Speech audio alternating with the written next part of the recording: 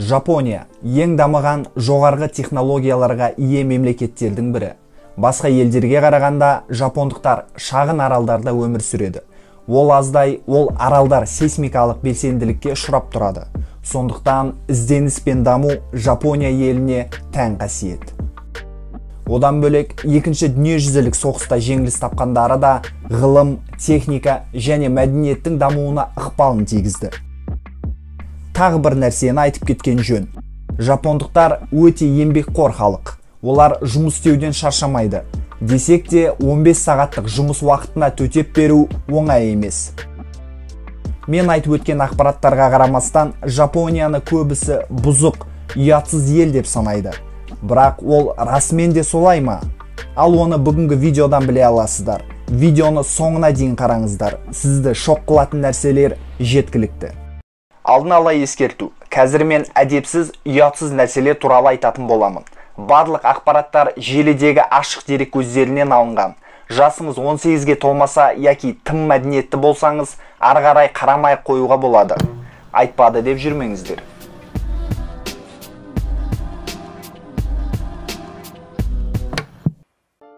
Йобай дәстүрі. Ежелден келе жатқан бұл дәстүр бойынша түнде ер адам тыр жалаңаш күйде ұйықтап жатқан қыздың үйіне кіріп кетеді. Және қыз қарсы болмаса, екеуі махаббатпен айналысады.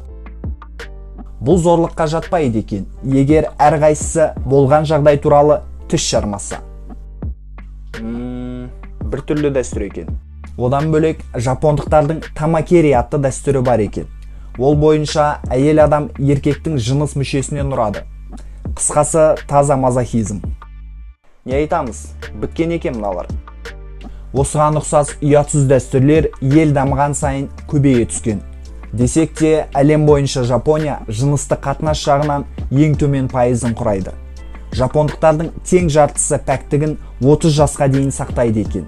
Оған себеп оқу мен жұмыс. Олардың өмірінің бәрі соған кетеді, ал жеке өмірге уақыт жетпей қалады. Үлкен қалаларда, әсіресе Токиода, махаббат қонақ үйлері үлкен сұранысқа ие. Бөлмені жалға алып, білгеніңді істейсің.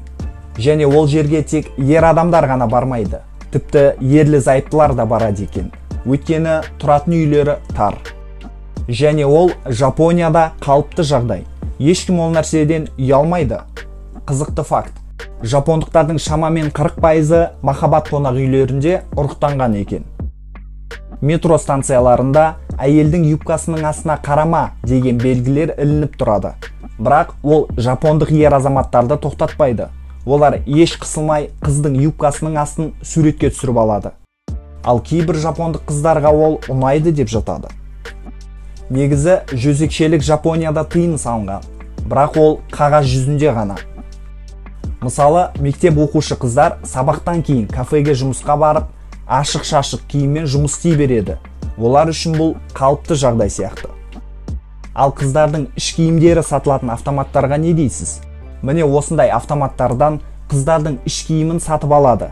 Ал бағасы оның қанша уақыт киілгеніне байланысты екен. Яғни ұзақ киілсе, бағасы қымбат болады.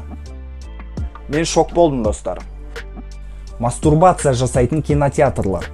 Адамдар бұл жерге ұялмай, қысылмай келіп, қызықты фильм қарап, өздерін қанағаттандырады екен. Ал ол аз болса, жапондықтар кәдімгі жезөкшеханаға бара салады. Тіпті ол жақта сондаймен айналысатын аудандар да бар екен. Қыздар терезенің артында осылай отырып, адамдарды шақырады. Құдды бір тауар секілді. Негізі Жапонияда адамдар секспен айналысқанға қарағанда біреуді аңду, түсіріп алу немесе секс дүкендеріне барып, бір затты сатып алуды ұнатады екен. Шынымен де жапондықтар бұзылған, біткен, ұяты жоқ деген әңгімелер рас сияқты. Ең дамыған және бір түрлі мемлекет екен. Ал достар, мен де бүгінге осы, шынымды айтсам, шок болып отырмын. Өз ойларыңызбен комментарийде бөлісіп кетіңіздер.